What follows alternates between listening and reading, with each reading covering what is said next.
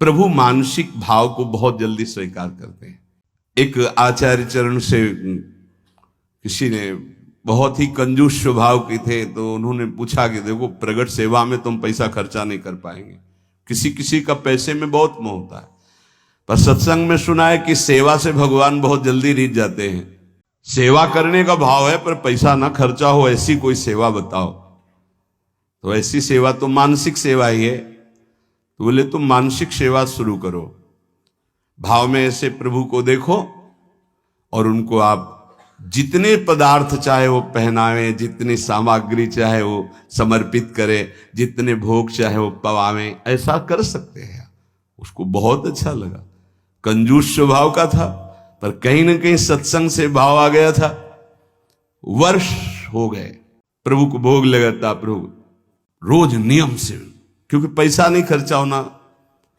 एक दिन क्या हुआ, दूध में चीनी थोड़ी ज्यादा हो गई तो उसको बड़ा कष्ट हुआ, और भावना में ही दूध में चीनी मिला रहा था, थोड़ी ज्यादा हो गई भावना में ही, कंजूस स्वभाव, तो बड़ा कष्ट हुआ। तो ठाकुर जी प्रकट हुए, एक थप्पड़ मारा और कहा इसमें पैसा लगता है क्या तुम्हारा?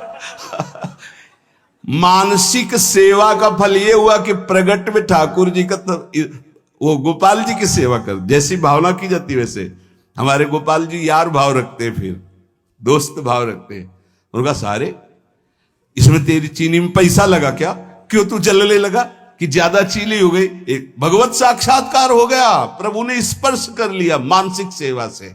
मानसिक सेवा का बड़ा प्रभाव, प्रगट में भी उसका प्रभाव झलक जाता है। पूज्यपाद श्री रघुनाथ दास गोस्वामी राधा कुंड में, जिनकी समाधि विराजमान है, राधा कुंड में विराजमान थे। स्वास्थ्य गड़बड़ हुआ तो श्री वल्लभाचार्य जी के निज वैद्य गए। समस्त ब्रजवासी जन थे, बाबा सैया पे पड़े हुए थे, बड़ा कष्ट था शरीर में। बड़े बड़े महापुरुषों को कष्ट शारीरिक देखे गए, वो क्या लीला है ठाकुर जी जाने। वो अपने भक्तों का कष्ट लेते हैं या प्रारब्ध भोग होता है या भगवान का विधान होता है, इसका निर्णय भगवान जाने। निर्णय नहीं किया जा सकता, क्योंकि अगर प्रारब्ध की तरफ देखें तो जब भगवान को समर्पित हो गए तो संचित प्रारब्ध और क्रियमाण इतने बलवान नहीं होते कि भगवान के भक्त को पीड़ा पहुंचा सके। ये भी सिद्धांत समझ में नहीं आता। भगवान अपने भक्त को कष्ट देते हैं, ये भी सिद्धांत समझ में नहीं आता, क्योंकि इतने वात्सल्य समुद्र हैं, वो जन को सुख देते हैं, कष्ट क्यों देंगे। अब वो भक्तों का अपने कष्ट ले लेते हैं, ये थोड़ा समझ में आता है कि जो सिद्ध महापुरुष होते हैं वो अपने निज जनों को स्वस्थ और सुखपूर्वक भजन में लगे रहे, इसलिए वो ऐसा। क्योंकि हमें यह समझ में नहीं आता कि इनका कोई प्रारब्ध होगा, क्योंकि वो प्रारब्ध भस्म करने की सामर्थ्य वाले महापुरुषों के शरीरों को कोई प्रारब्ध दंड दे सके, ऐसा समझ में नहीं आता। भगवान को जो समर्पित हो गया, पीछे एक बार सत्संग में ध्यान कीजिए, सुनाया गया था कि नाम जापक में इतनी अपार सामर्थ्य है, वो प्रारब्ध को भस्म कर देता है। प्रारब्ध स्वतः ही नष्ट हो जाता है। कोई बहुत प्रबल प्रारब्ध हुआ तो वो भी उनकी अनुमति से उनके पास आता है, वो स्वीकार करना चाहे तो आएगा, अन्यथा वो भी भस्म हो जाएगा। बड़े बड़े महापुरुषों के जीवन में कष्ट, थोड़ा भेद खुलता है भाई जी के पावन चरित्र को पढ़ के, कि जब भाई जी को बहुत पीड़ा गुदाद्वार में और बार बार ऑपरेशन, फिर भी ठीक नहीं और भर्ती, तो बाबा को बड़ी पीड़ा हुई कि ऐसा क्या प्रारब्ध भाई जी का। तो श्री कृष्णचंद्र जो प्रगट भय और राधा बाबा से कहा आपका प्रारब्ध है, भाई जी का प्रारब्ध नहीं। बाबा को पता चला है मेरा प्रारब्ध है, तो सीधे भाई जी के पास गए, बोले अच्छी बात नहीं है, आपने ऐसा क्यों किया।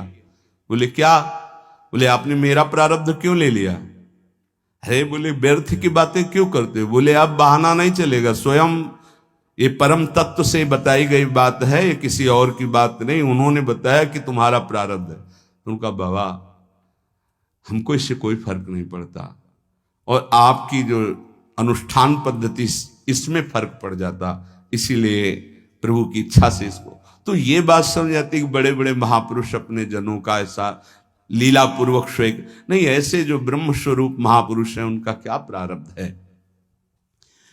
आकर नाड़ी पकड़ी। मानसिक सेवा की आपको बात बता रहे, पूज्य श्री रघुनाथ दास गोस्वामी जी की नाड़ी पकड़ी। आपने कढ़ी चावल ये प्रसाद ज्यादा पा लिया, किसी में आता है खीर ज्यादा पा लिया। ब्रजवासियों ने कहा है वैद्य जी संभाल के बोलिए, जब से बाबा ब्रज में आए नियम है और हमारी वाणी जी में लिखा है, ब्रज का तक्र और लोन, नमक और मठा के सिवा कुछ जीवन में नहीं पिया बाबा श्री रघुनाथ दास गोस्वामी जी महाराज। ऐसे महापुरुष ब्रज का तक्रलोन ब्रज को लियो परस्यो नहीं कछुआन, तक्रलोन ब्रज को लियो परस्यो नहीं कछुआन, नमक और मठा के सिवा कुछ नहीं।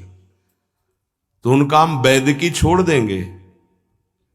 अगर इनके उदर में अभिवमन करवाओ और कढ़ी चावल या खीर कहीं कहीं आता, अगर ना निकले तो हम वैद्य की छोड़ देंगे। हम नाड़ी पकड़ के कहते इन्होंने पाया है। तो सबको लगा क्या एकांत में ऐसा भी होता है क्या कि बाहर से नमक मठा और अंदर, तो हंस पड़े पूज्य श्री रघुनाथ दास बोले, जिस देश के हम प्रसाद को पाया उसी देश के तुम वैद्य हो। अर्थात साधारण ने लीला में प्रवेश पाए, आचार्य चरण के वैद्य थे। तो वैद्य जी हंस दिए। तब सबको पता चला कि मानसिक में जो भोग लगाया था वो पाया, तो प्रगट में उसका प्रभाव। अगर हम थोड़ा भी मानसिक भाव अपने ठाकुर जी के समीप करने लगे तो बहुत जल्दी लाभ प्राप्त हो जाए। 5 मिनट का है, जो नित्य सेवा में लगे उनका तो मानसिक भाव बनता ही है, उनको बनाने की जरूरत नहीं, अपने आप बनेगा। प्रगट सेवा का प्रभाव है। तो जैसे आप लोग घर गृहस्थी में हैं तो 5 मिनट 10 मिनट बैठ करके थोड़ा भोग लगाना सीखे, मानसिक भोग लगाना सीखे, मानसिक सेवा करना सीखे। जैसे मानसिक भोग लगाने में है, आप ऐसे भावना कीजिए सामने प्रिया प्रीतम विराजमान है, सुंदर चौकी जो चांदी के कवर से मड़ी हुई, पैसा लगेगा क्या, चांदी के कवर से मड़ी, सोने की बड़ी थाल है, छोटी छोटी कटोरियों, एक में कढ़ी, एक में ये अमुक अमुक, जितने पदार्थ चाहो ध्यान कर करके, इसमें गुजिया, ये गुलाब जामुन, ये सब पदार्थ, और फिर अपने हाथ से पवारे, प्रियाजू को पवारे, फिर लालजू को पवारे। जब लालजू की तरफ कर रहे तो हमारा हाथ पकड़ के प्रियाजू की तरफ, वो उनकी तरफ, प्रेम का ऐसा खूब आनंद लूटो। 5 मिनट अगर शुरू कर दोगे तो जन्म जन्मांतरों की मलिनता नष्ट हो जाएगी। पर ये मानसिक सेवा अपवित्र हृदय से नहीं हो सकती, ध्यान रखना। तुमको सूक्ष्म बात बता रहे हैं। अगर आप अपवित्र हृदय वाले हो तो तत्काल आपके मानसिक में ही मन गंदी बातें फेंक देगा, इष्ट के प्रति फेंक देगा। आप घबरा मत जाना। ये कई प्रश्न ऐसे एकांत में किए गए, इसलिए बहुत सावधान। अपवित्र हृदय होने के कारण जब आप श्यामा श्याम को मानसिक सेवा, तो वो गंदी बात फेंकेगा, बिल्कुल घबराना नहीं, हो गंदगी निकल, वो भले श्यामा श्याम के प्रति ही फेंके, आप डरना नहीं कि अरे अब तो हमको नरक मिलेगा, मैं बहुत पापी हूं, कुछ नहीं। ये गंदगी की एक वृत्ति है जो निकल रही है बाहर। आप अपने निष्ठा में बिल्कुल रहें, वो आप नहीं है, वो गंदगी है जो अंदर भरी हुई है। इस बात को बैठा लोगे तो विचलित नहीं होगे, नहीं बहुत से विचलित हो जाते हैं। एक ने कहा कि मैं विश्व का सबसे बड़ा पापी हूं, बड़ा पवित्र हृदय वाला है, मैं बहुत पापी हूं, मैं प्रिया प्रीतम को जब सेवा में तो मेरा मन ऐसा ऐसा, तो उनका कोई बात नहीं। अरे ये मन गंदा है तो जहां जाएगा वहां दुर्गंध है, तो आप अच्छी जगह जाओगे तो दुर्गंध ही वो फैलाएगा। ये दुर्गंधी युक्त मन की वृत्तियां हैं, घबराने की जरूरत नहीं है। आप जब भजन में बैठेंगे, मानसिक सेवा में बैठेंगे, बिल्कुल खुली बात सुन लीजिए, ये गुरुदेव पर, इष्ट देव पर सीधे गंदगी फेंकेगा। आपको बिल्कुल घबराना नहीं, कोई अपराध नहीं, कोई पाप नहीं। आप अपनी सेवा में, बहुत गंदा है ये, आप भोग लगाओगे वहीं वो गंदी बात रखेगा, वहीं गंदगी फैला देगा, वो भोग लगाने ही नहीं देगा। आप देखना, अगर आपका हृदय मलिन है, अभी पवित्र नहीं हुआ, तो ये उपद्रव रच देगा। आपको बिल्कुल नहीं घबराना, बार बार शांत होना है। आपको बार बार वही अपनी चेष्टा करनी, मैं भोग लगा रहा हूं प्रिया प्रीतम। नाम जप और वाणी गायन से हृदय बहुत जल्दी पवित्र होता है। अगर आपका आहार अशुद्ध है, गंदा भोजन, गंदा पेय, गंदा संग, गंदे आचरण तो आप कर ही नहीं सकते, 5 मिनट नहीं कर सकते। ध्यान रखना, पहले आहार अपना शुद्ध कर लो। ये गंदे पेय जैसे शराब आदि है, मांस आदि है, ये सब गंदे हैं, इनको खाने से हृदय मलिन हो जाता है। एक बार कदम गंदगी से निकाल दिए तो दोबारा भाइयों मत रखना, क्योंकि ये जीवन बड़ा अमूल्य है। हृदय गंदा हुआ तो एक बार चढ़कर परमार्थ की तरफ से उतरने पर दोबारा चढ़ने का रास्ता ये माया नहीं देती। बहुत सावधान। 5 मिनट में तुम्हें जो प्राप्त होगा 24 घंटे साधन करने पर नहीं प्राप्त होगा। ध्यान रखना, इतना प्रभाव है मानसिक सेवा का। इसलिए कभी हम मानसिक सेवा का आदेश नहीं करते कि घबरा जाओगे, मन गंदगी फेंकेगा। आप प्रगट सेवा में लगे तो मानसिक सेवा में प्रवेश हो। पर हम फिर लगने लगा कि साहस बनाना चाहिए। 5 मिनट आप ऐसा करें, जैसे अपने लोग जब एकांत शांत समय होता है तो शांत बैठ गए और सेवा प्रारंभ हो गई। ऐसी सेवा प्रारंभ करो। क्या जाता है, सुंदर कुंज सजाया, सुंदर फूलों के गुच्छे टांग दिए, सुंदर सैया सजाई, देख रहे हैं निकुंज से गलवैया दिए, पिया प्रीतम आए और हमारी तब मुस्कुरा करके देखे, सेवा स्वीकार की, उस पर बैठ गए। अब जो मन आवे सो करो, मन आवे नाचो, मन आवे गावे, मन आवे भोग लगाओ, मन आवे उनको उनकी लीला सुना रहे, उनका श्रृंगार कर रहे हैं, उनके आगे नृत्य कर रहे हैं, गा रहे। देखना, अगर रोना ना आ जाए तो कहना, आनंद की उमगन आ जाएगी। 1 पैसा नहीं लगता इसमें। और प्रगट सेवा का सही माने में फल आएगा तो मानसिक सेवा सिद्ध हो जाएगी। फिर आपको ऐसा नहीं लगेगा मैं भावना कर रहा हूं, साक्षात दिखाई देंगे प्रिया प्रीतम आ रहे। प्रियाजू की कृपा प्राप्ति उसी को होती जिसको रसिक संग मिलता है। कहो कृपा उपजे के भांति रसिकन संग फिरो दिन। वृंदावन की स्पष्ट कृपा का फल है किसी भगवत प्रेमी, प्रिया प्रीतम के प्रेमी महात्मा का संग मिल जाना। उस संग का फल है नितिक धर्मिन संग तो रंग बढ़त नित नित सरस, नित नित प्रेम अभंग। यह जो कृपा हरिवंश की, निश्चित उसके हृदय में प्रेम जागृत हो जाएगा जो प्रियालाल के प्रेमी का संग करेगा। क्योंकि प्रेमी जनों के संग से प्रिया प्रीतम के चिंतन की बात अधिक आती है। बाहरी देखो, ये जो दान पुण्य लेन देन, ये व्यापार दुनिया का है, ये केवल अभिमान छुड़ाने के लिए बात समझो। इससे भगवत प्राप्ति नहीं होती। हमारी बात मान लेना।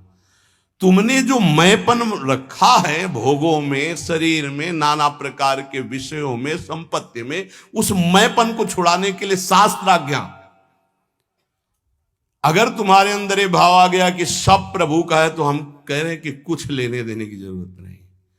प्रभु इससे नहीं प्राप्त होते। अगर प्रभु की प्राप्ति की बात आती तो चिंतन से आती, और सबसे कठिन बात है प्रभु का चिंतन कर लेना। अध्यात्म ये नहीं सिखाता यहां पे ये करे। अध्यात्म सिखाता है कि आप ऐसे चिंतन करें, आप देह भाव छोड़ें, आप नाना प्रकार के विकारों का त्याग करें, अन्य चिंतनों का त्याग करें। अध्यात्म का स्वरूप यह है जिससे भगवत प्राप्ति होती है। और ये न सुनना चाहता कोई, न चलना चाहता है। आज का समाज ऐसा है कि आप बोलो कितना चाहिए, आप करो भजन और तपस्या, और हम भोगें भोग और सुरक्षा आप हमारी भजन से करते रहिए। ये विचारधारा है। कैसे भगवत प्राप्ति होगी, कैसे निर्विकार होंगे, ये तो कोई लाखों में 1-2 ऐसे हैं जो इस बात को समझे। लाखों में कोई 1-2 ऐसे मिलेंगे कि जिनके हृदय में ये बात हो कि मुझे अब संसार से मुक्त होना है, भगवत प्राप्ति करनी है। इस जगत का, शरीर का चिंतन छूट जाए और श्यामा श्याम का केवल चिंतन रह जाए, यही नाम है भक्ति, यही नाम है प्रेम लक्षणा भक्ति का। आपका चिंतन केवल प्रियालाल का ही हो, नाम का, रूप का, लीला का, धाम का। और ये तभी हो सकता है जब ये बातें आपके जीवन में हो। गुरु का अंग, जो साधु का संग, नाम का रंग, विवेक का अभंग, तो प्रभु में दृढ़ विश्वास और निरंतर चिंतन अपने आप होने लगेगा। गुरु का अंग तन ही राख सत्संग में, हर समय तुम्हें गुरु के सानिध्य में रहना होगा। चाहे आप 1000 किलोमीटर यहां से दूर हो, आपकी दिनचर्या और आपके दिमाग में बसा रहना चाहिए कि मेरे गुरुदेव की क्या आज्ञा है, उसके विपरीत कोई आचरण नहीं तो गुरु का अंग आप स्वीकार किए हैं। अंग का तात्पर्य है उनके बिल्कुल सानिध्य में रहना, हर समय गुरु के सानिध्य में रहा जाता है, हर समय गुरु दिमाग में बैठे रहते हैं, यहां बैठे रहते हैं। थोड़ी सी भी कोई चूक होनी होती है तो उनकी भ्रकुटी दिखाई देती है टेढ़ी। गुरुदेव ने मना किया ये कार्य नहीं करना, कहीं भी रहो, हजारों किलोमीटर दूर रहो, आप गुरु के पास ही मान, और नजदीक रह रहे हो गुरु की आज्ञा का पालन नहीं करे हो, नजदीक नहीं माना। गुरु का अंग और साधु का संग, सत्संग, हमारी वृत्ति भी सत हो, हमारे आचरण भी सत हो, हमारा चिंतन सत हो तो सत्संग हो रहा है। यहां बैठे इसके बाद गंदे विचार गंदे आचरण तो आप सत्संग नहीं करें। खलऊ करें भरी पाई सुसंगु और मिटे न मलिन स्वभाव भंगु, वो सत्संगी नहीं कहा जाएगा। नहीं, लोग कहते हैं हम 20 वर्ष से सत्संग कर रहे हैं, ना स्वभाव बदला न जीवन बदला। उसका कारण है कि आप सत्संग नहीं करते, सत्चर्चा में बैठ गए पर सत्संग नहीं करते। सत्संग स्वयं से होता है, हमारी एक एक वृत्ति सत, हमारे आचरण सत, हमारा विचार सत, तो सत्संग। गुरु का अंग और सत्संग और नाम का रंग, निरंतर नाम चलना चाहिए, ये अभ्यास करो। बहुत छाती जलनी चाहिए जब नाम छूटे। नाम छूटा कोई जलन नहीं, भोग छूटे संसार का राग छूटे ये जलन का विषय हो जाता है। ए सावधान, नाम का रंग, एक क्षण के लिए भी नाम न छूटे। और विवेक अभंग, हर समय ये विवेक जागृत रहना चाहिए कि ये तुम्हारा शरीर नहीं है, ये छूटेगा, ये मकान छूटेगा, दुकान छूटेगी, बैंक बैलेंस छूटेगा, व्यवहार छूटेगा, पद छूटेगा, तुम्हारे साथ इनमें से एक भी नहीं जाएगा। विवेक जागृत रहना चाहिए, भगवान नाम जाएगा, सत्य विचार, सत्य विवेक, सत्संग, ये आपको भगवत प्राप्ति कराएगा।